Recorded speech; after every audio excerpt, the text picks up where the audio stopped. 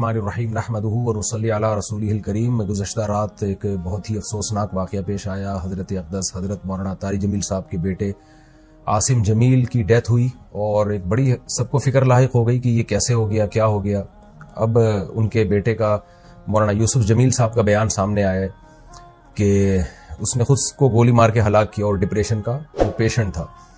سب سے پہلے تو ہم دعا کرتے ہیں اللہ تعالیٰ اس کی مغفرت فرمائے اور حضرت اقدس حضرت مولانا طارق جمیل صاحب اور ان کے تمام لواحقین, بیٹے کی والدہ جو تھی ان کو بھی اور بھائیوں کو اللہ صبر جمیل کی توفیق عطا فرمائے اور اس بیٹے کو اس جہاں کی بھلائیاں نصیب کرے اللہ تعالیٰ, اس کی صغائر کبائر خطاؤں کو اللہ معاف کرے. میں جو یہ بیان ریکارڈ کروا رہا ہوں اس کا ایک بڑا مقصد جو ہے وہ ان لوگوں کو جواب دینا ہے جو اس عمل کو خودکشی قرار دے رہے ہیں, کیونکہ میں نے بھی کچھ کمنٹس پڑھے ہیں, کچھ لوگوں کے نیگیٹو کمنٹس ہیں. آپ کو پتہ ہے کہ دیندار طبقے کی طرف سے کچھ لوگ ایسے مخالف لوگ ہیں علماء کے, دینداروں کے, کہ ان کو موقع چاہیے ہوتا ہے پروپیگنڈا کرنے کا. ہمارے ہاں یہ بات مشہور ہے الحمدللہ, ہمارے ہاں دیندار طبقہ چاہے علماء کا ہو, قراء حضرات کا ہو, حافظوں کا ہو, الحمدللہ ان میں خودکشی کا ریشو نہ ہونے کے برابر ہے. ان کے گھروں میں بھی اور ان کے خود ان میں بھی کوئی بھی خودکشی نہیں کرتا. اور یہ بات بڑے فخر سے بیان کی جاتی ہے کہ قاری حضرات کی تنخواہیں دیکھیں آپ, ائمہ کرام کی تنخواہیں دیکھیں, ان کے مسائل دیکھیں, اس کے باوجود وہ خودکشی کی طرف نہیں جاتے, اس لیے کہ اللہ نے ان کو صبر دیا ہے. اور یعقوب علیہ السلام کو ہم دیکھ لیں نا کہ ساری زندگی بیٹے کے غم میں روتے رہے مگر خودکشی کی طرف نہیں گئے. تو یہاں بہت سے لوگ یہ سوال اٹھا رہے ہیں کہ اتنا دیندار گھرانہ اور بیٹے نے خودکشی کر لی. اس کا جواب مولانا یوسف جمیل صاحب کی طرف سے الحمدللہ آ چکا ہے کہ وہ بھائی ڈپریشن کا پیشنٹ تھا, وہ اس کو الیکٹرک کے جھٹکے دیے جاتے تھے, میڈیسن کھاتا تھا وہ, اور ڈاکٹروں نے یہ بھی ہدایات کی ہوئی تھی کہ اس کے پاس کوئی نہ کوئی رہنا چاہیے, کچھ بھی کر سکتا ہے. تو یہ جواب میں سمجھتا ہوں کافی ہے ان لوگوں کا منہ بند کرنے کے لیے جو اس عمل کو خودکشی قرار دے رہے ہیں. لیکن آپ کو پتا ہے جو فتنہ پرست لوگ ہوتے ہیں ان کو باتیں کرنی ہے. بعض لوگ یہ بھی تبصرہ کر رہے ہیں کہ ہر خودکشی ڈپریشن میں ہی ہوتی ہے, ٹینشن میں ہی ہوتی ہے, خوشی میں تو کوئی بھی خودکشی نہیں کرتا.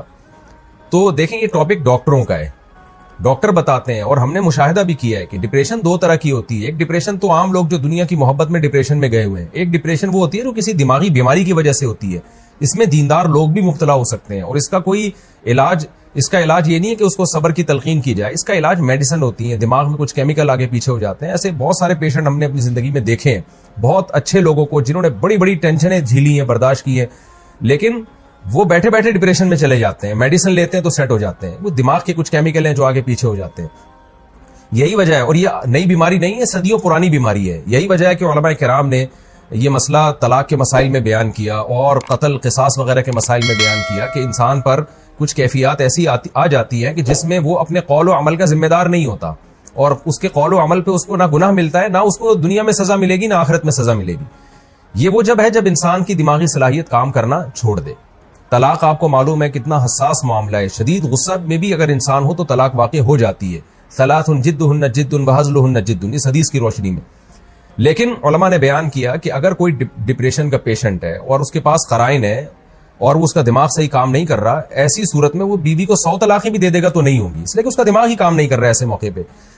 تو جب طلاق جیسے مسئلے میں ہم علماء کرام آج سے صدیوں پہلے ایک سٹریس اور ڈپریشن کا مریض جس کا دماغ کام کرنا چھوڑ دے, اس کے اس عمل کو طلاق قرار نہیں دیتے. وہ زبان سے کفریہ کلمات اگر زبان سے نکالے گا تو وہ کافر نہیں ہوگا.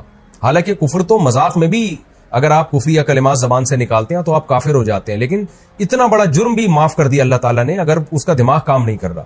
تو ایسے ہی خوب سمجھ لیں کہ ایسا ڈپریشن کا مریض اگر کسی کو قتل کر دیتا ہے یا اپنے آپ کو قتل کر دیتا ہے تو وہ نہ دنیا میں مجرم ہے نہ اللہ کے ہاں وہ مجرم ہے. اس میں ملامت کرنا اور کسی کو برا بلا کہنا یا کوئی نیگیٹو باتیں کرنا, یہ جو باتیں کرنے والے لوگ ہیں وہ مجرم ہو جائیں گے. تو ایک ڈپریشن وہ ہوتی ہے جو دنیا سے دنیا کی محبت کی وجہ سے دنیا کی چھوٹی چھوٹی باتوں کو آپ بہت زیادہ بڑھا لیتے ہیں. یہ کس کی وجہ سے ہوتی ہے؟ یہ ناپسندیدہ ہے, کیونکہ نیک لوگ ہمیشہ صبر کرتے ہیں. لیکن ایک ڈپریشن وہ ہے جو آپ کو کسی دماغی بیماری کی وجہ سے, تو یہ بچپن سے اس کی جو ہمیں تحقیقات سے معلوم ہوا ہے کہ یہ جو حضرت کا جو بیٹا ہے یہ بچپن سے ہی کسی دماغی بیماری میں مبتلا تھا اور علاج بھی ہو رہا تھا. حضرت جو ذمہ داریاں ایک باپ کی ہوتی ہیں وہ اولاد کے لیے وہ ذمہ داریاں پوری کرنے میں لگے ہوئے تھے, لیکن ظاہر ہے کچھ چیزیں اللہ کی طرف سے ہوتی ہیں, انسان اس میں بے بس ہوتا ہے. تو ہم سب اس غم میں حضرت کے ساتھ برابر کے شریک ہیں اور ہم سب دل سے دعا کرتے ہیں اللہ تعالی حضرت کے اس بیٹے کو اس جہاں کی بھلائیاں نصیب کرے اور اس جہاں کی خوشیاں نصیب کرے. اور جو بھی ان کے رشتہ دار اور لواحقین ہیں، اللہ تعالیٰ ان سب کو صبر جمیل کی توفیق عطا فرمائے، اور جو منفی کمنٹس کرنے والے لوگ ہیں اللہ تعالیٰ ان کو ہدایت دے۔ اور میں پھر دوبارہ اپنی بات کو ریپیٹ کرتا ہوں کہ اس عمل کو خودکشی قرار دینا یہ کسی بھی طرح سے یہ بات درست نہیں ہے، اور یہ ایک الزام ہے، اور اس الزام کا جواب آپ کو قیامت کے دن دینا پڑے گا۔ اللہ تعالیٰ مرحوم کی مغفرت فرمائے، اور لواحقین کو اللہ صبر جمیل کی توفیق عطا فرمائے، اور مرحوم کو جنت میں اللہ تعالیٰ اعلیٰ درجات عطا فرمائے۔ وما علینا